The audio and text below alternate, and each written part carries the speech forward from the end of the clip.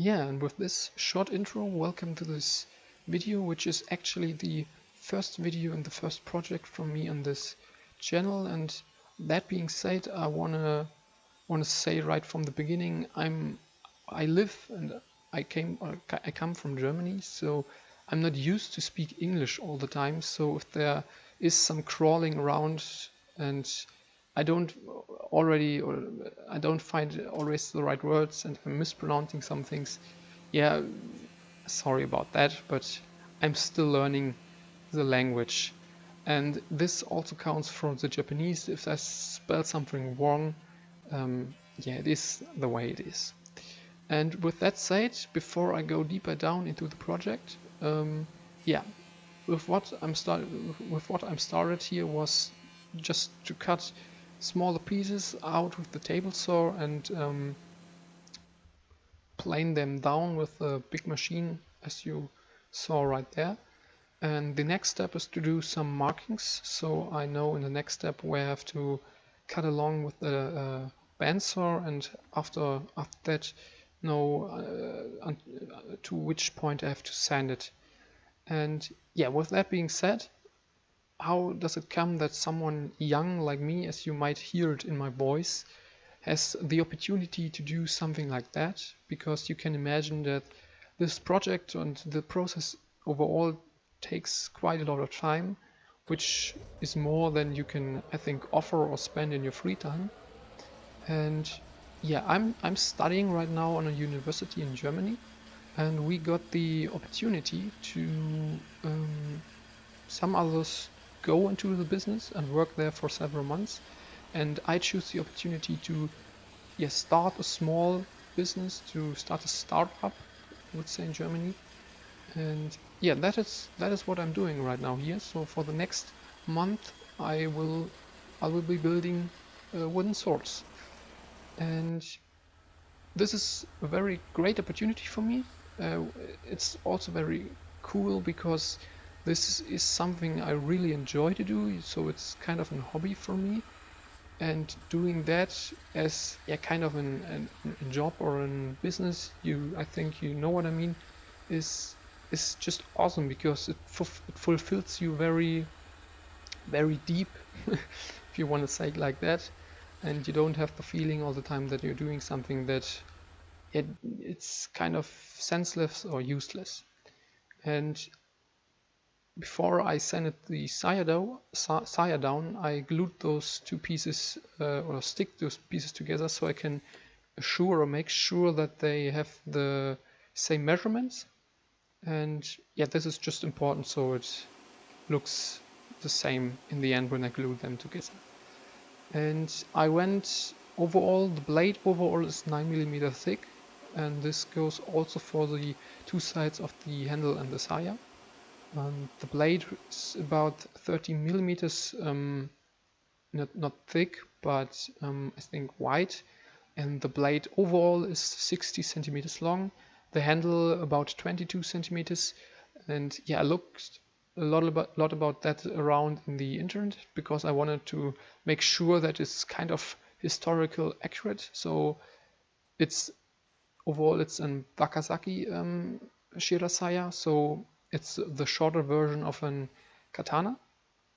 And yeah, that was quite a little bit to figure out, but I wanted to make sure that it's all right or fits with the historical information. And right now I'm taking a little bit material away. This is the part later where the Habaki will sit, and this is the first preparation step for working on the blade. And yeah, the next process will be, first of all, I will work on the blade. This is the first thing I have to do because if I don't do that, I cannot work on the inside of the saya and so on, which I think might make sense. And I decided to also take a little bit material away from the back and give it like a little bit of a triangle shape, so it doesn't look that heavy when you watch or look on the backside when you hold the sword in the hand and look at the backside of the sword. And if you would have a sword out of metal, it wouldn't be that big of a problem. But because it's out of wood, it's 9 mm thick, so it wouldn't look that good.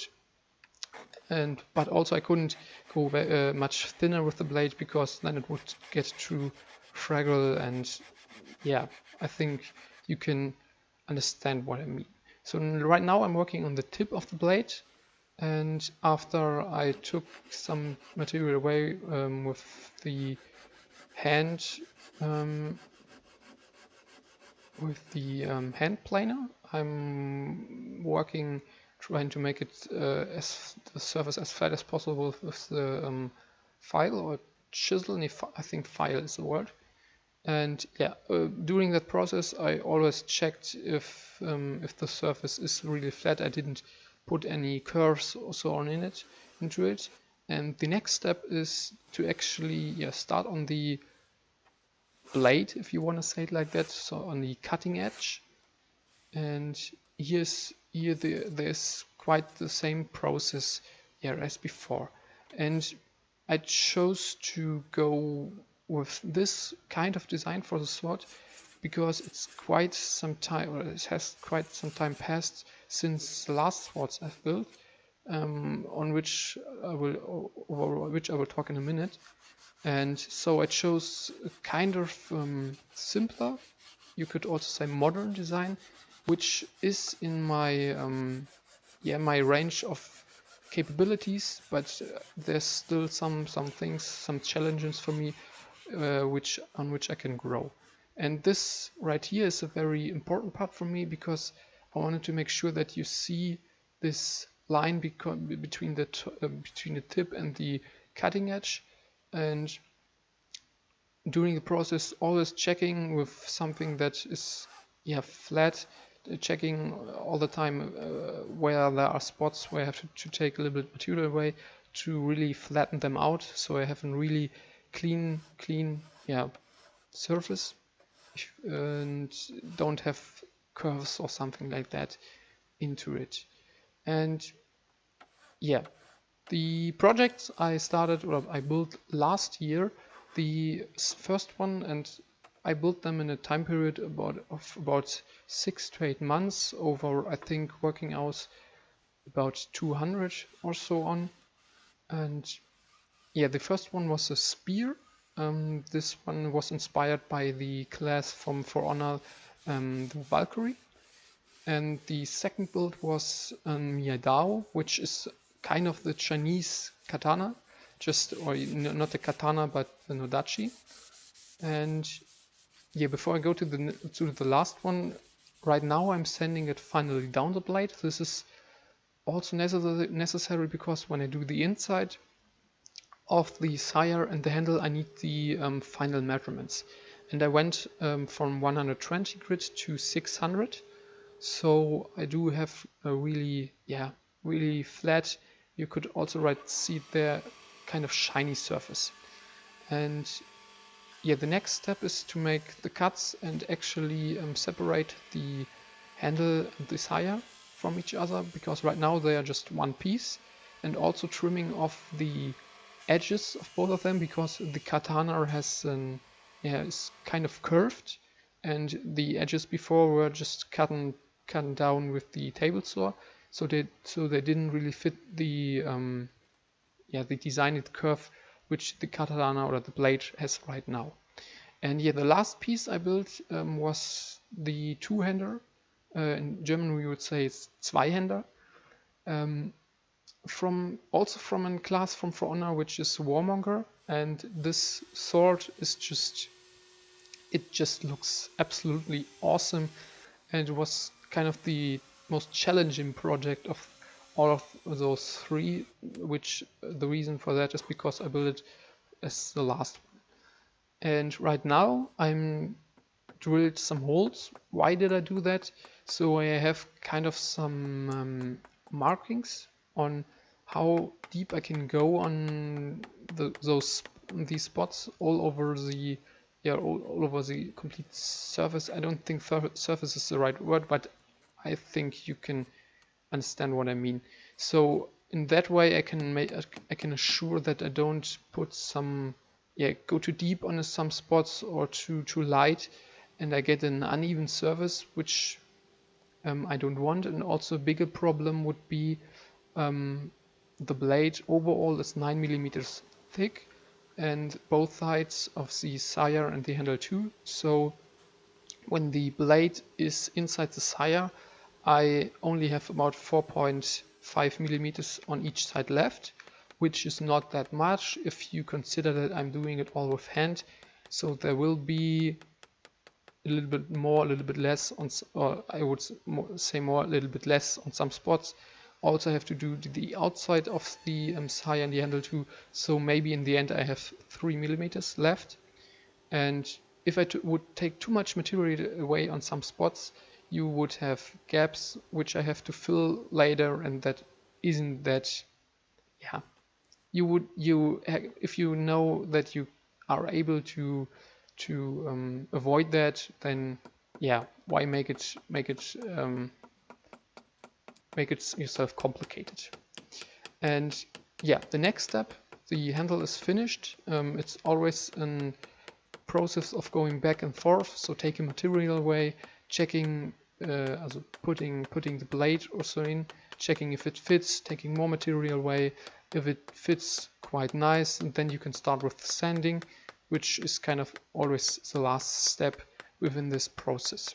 Here I'm only working close to the tip, and this part I will work on then from the other side, as you can see right now, just to avoid crackings from the wood in parts or directions I just don't want. And yeah, this is just a simple reason for that. And I made a small time skip here because for the other half it's exact the same process as before. And if you're interested or you're curious about where did I get that black wood, it's not in Germany we say Ebenholz, so ebony wood, I think you say in English. It's it's kind of an replica of that. And I can, the link or the website is designerholz.com. I can also put it in the video description. If you're interested in that, I think you can find him on eBay and so on too. And yeah, I was quite happy to find him because it's not an usual or natural wood color, but I wanted to try something different. And yeah, I chose black wood for that. Yeah, here it is the same process as before with the handle, checking if it fits, taking a little bit material away on the places where it doesn't, and yeah, repeating the process until I'm happy with the result. And this is what it finally looks on the inside. So the blade itself is ready, and the inside of the saya and the handle too. And the next step for me was to work on the Habaki, which was something that gave me a lot of, I think you say headache in English. And so I thought a lot about it, how can I do that, and saw a lot of videos on YouTube and so on. And most of the people were going with the solution to just glue it to the blade itself. And I, for myself, didn't want to do that. So you saw the 3 works I did before, and with that I wanted to go a little bit more realistically. So the idea is to build a sword out of wood, which is similar to the ones that is out of metal. So I won't glue the handle to the blade. You can later remove it, and it will only be held in place with 2 pins or 2 Megukis. And this is the same for the Habaki too. So you can remove it actually later. This was the idea behind it, and it came along with a lot more work than just gluing it to the blade. But I'm I'm quite happy that I choose to do it that way. So first of all, I put this is root veneer. I put it into water so I can bend it a little bit easier. And yeah, then I bend it around the blade as you saw before. And the next step is to glue all these 3 thin layers for each side together and then apply them back to the blade so they can cure. And yeah, it can start to look finally like in Habaki. I also let myself a little bit more room, so I made it longer than it will be actually in the end. But by that way, I can, yeah, if something isn't quite right or so on, I have still some material to work with, which is always quite nice because you can't predict everything. And yeah, with that being said, the next step when it was dry to sand these parts down. So I left a little gap between those 2 parts, which you will see in a second. And that I did that just to because I did it the first time. With in that way it was easier. So I will just stick a little bit of root veneer on top and on the bottom later in when I glue it together. And in this way, it's for me it's easier to yeah, make it right, make it fit. And yeah, that was just the solution, the idea behind it. And looking for a short moment back to the sire and the handle, in the first place, I actually built myself a miling device. So I did it all with hand, as you could see back then. And first of all, I thought about doing it with a miling machine, but then I changed my mind because I thought this is the first thought since a long time. So I really wanted to get into it and do it just by hand because it kind of feels also different. You get a different connection with the material. And yeah. So I took it kind of a step back and throw it overboard. Actually, it took about 20 hours and so on to build it. In the end, it actually didn't work, but yeah, that was kind of the thinking process behind it. Getting it off right now here was actually more trickier than I thought, and it kind of worried me that it could break on some spots where I didn't want it to. But in the end, it worked happily, very nicely, without breaking or something like that. So yeah, the next step is to sand those parts away that are just not needed. And the next step will be to go by hand with a sanding block and sandpaper, and to assure that all these surfaces getting very flat. And I again have those very clean edges, as you can also see here. Sometimes I'm just pulling, or sometimes I'm just pushing, so in that way I can really assure that. And yeah, then there was just the last step. And right now the habaki is still too long, so I'm shortening it down and giving it a small curve on the top. And as you can see right here, it fits perfectly, and already looks quite well.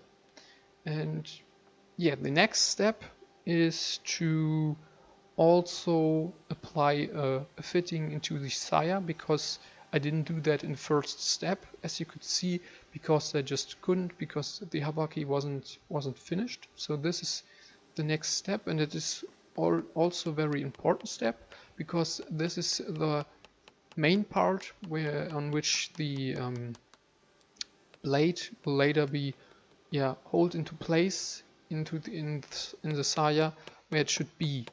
And you could do this also by just that the blade would sit would stick would stick just in the saya, so you wouldn't need that part on the top. But I also want to put later on a little bit of varnish, acrylic varnish.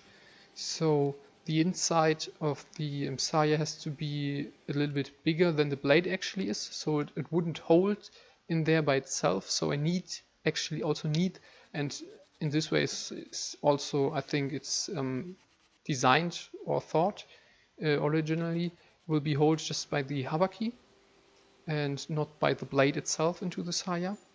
And so this is a part where you have to be quite careful, because you don't want to take too much material weight, but also not too less, so it sticks too good inside of the saya.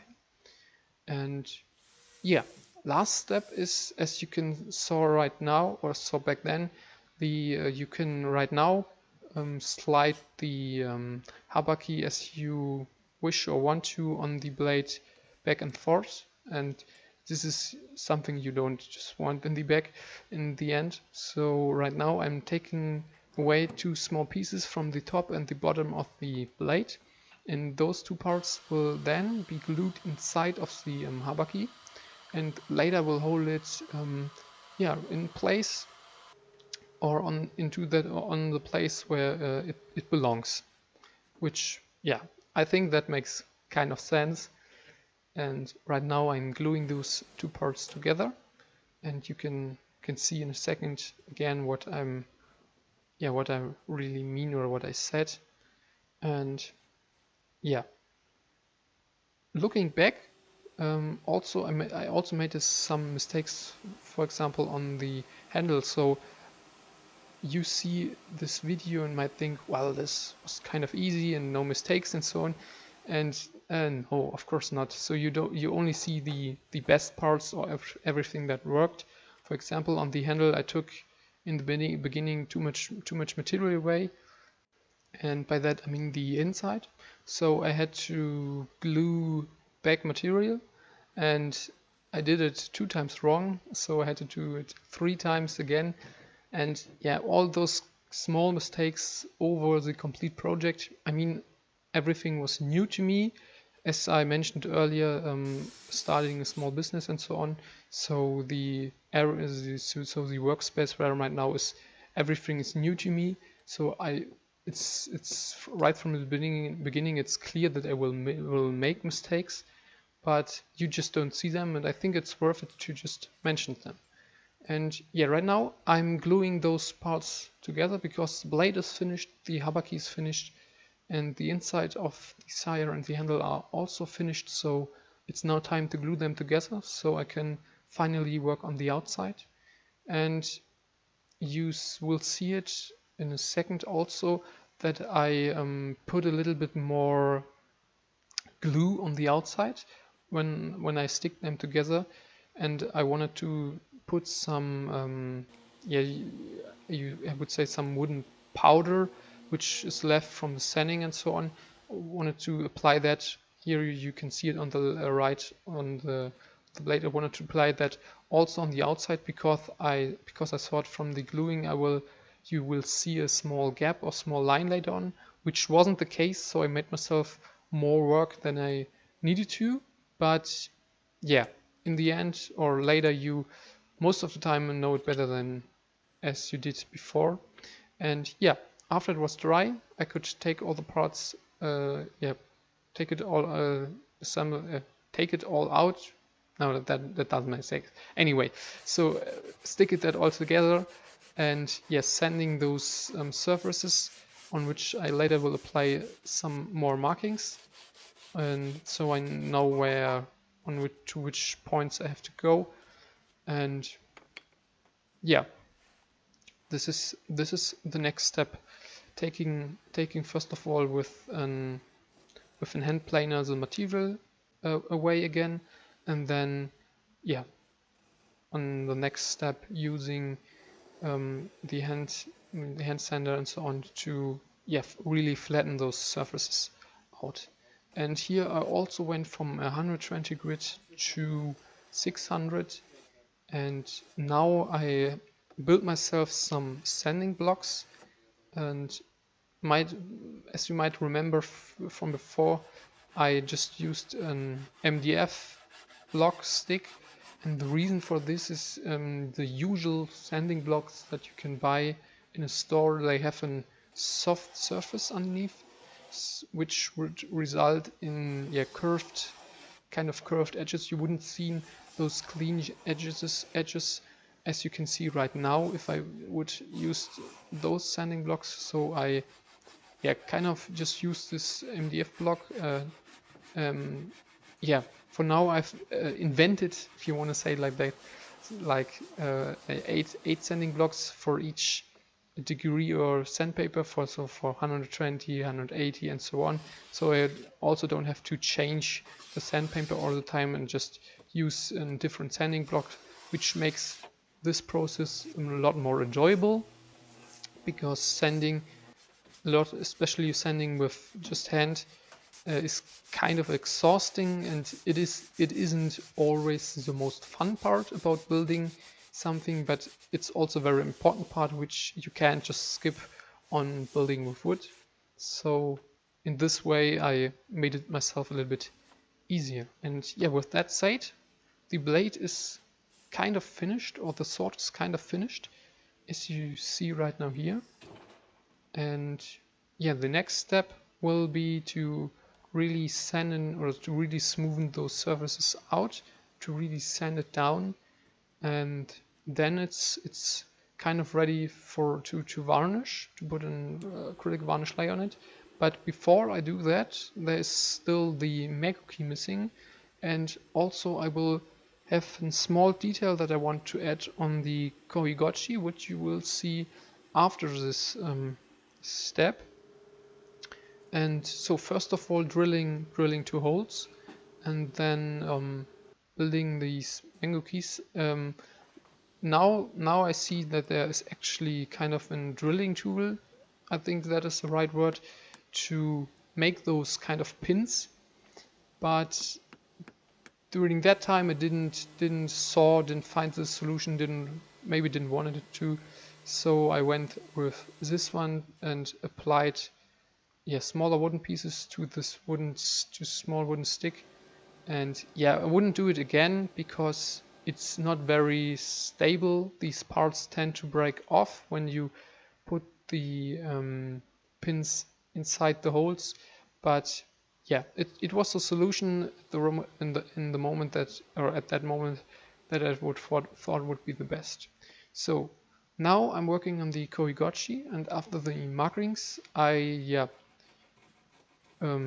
deepened or cut them out with the hand saw, so I can clearly see in the next step to which point I really have to take material away, but also the wood doesn't break again in ways that I just don't want, and I don't get as clean edge as I do with this process. Yeah. And with that said, I'm taking a small sip of water. And yeah, the next step is to take the material away and to then flatten and smoothen those areas out with a chisel and a little bit of sandpaper. And the idea behind it was, when you look on a real katana, usually the saya has on the top, on the koiguchi, this part is made of horn from an animal. And because I'm working with wood here, I chose not to use horn and instead use some more root veneer, as I used on the habaki before. And the first idea was to do it actually like I did on the habaki, so to hold it in place with to do it exactly like I did on the habaki. But I realized it wouldn't hold in this way, so I thought, well, back then, or I quite have often done this actually in this way before. Didn't thought just right about the solution in this moment, just to use an hot iron, and in that way to glue the veneer into the place where it needs to be or belongs. And the most trickiest part actually while I was doing that was not to get it into the right place, but not to burn my fingers, because yeah, the iron is actually kind of too big for those small, or yeah, for those small pieces or works. And yeah, I skip one of the parts because it's just on both on this handle and this tire the same process.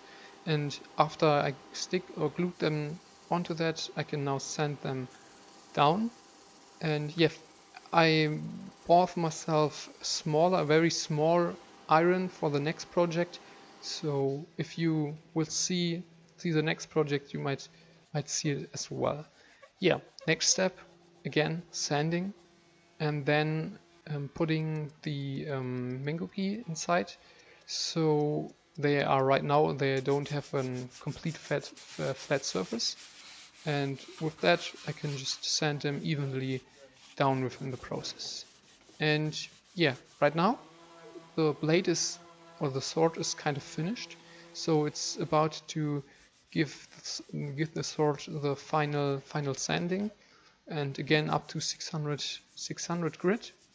And yeah, then it's finished. And the next step is to apply the acrylic varnish. And I decided to use a very glossy one because I wanted the sword or the blade to be very shiny, and I did it with a brush, which is actually the first time I did it in this way, and I think I won't do it again because the yeah, the result is not as pleasing as is when you do it with an spray paint. Um, but I didn't have the machineries as I was used to in the workspace of my father, and they do have some kind of stuff here too. But I would be more work to clean them than just to use them for painting. So in the next project I will just use, I think it's just a spray can, which yeah, which will do the job kind of similar as within this way. And with that said, the sword is kind of finished. I did or repeated this process about 9 times until I was happy with the result.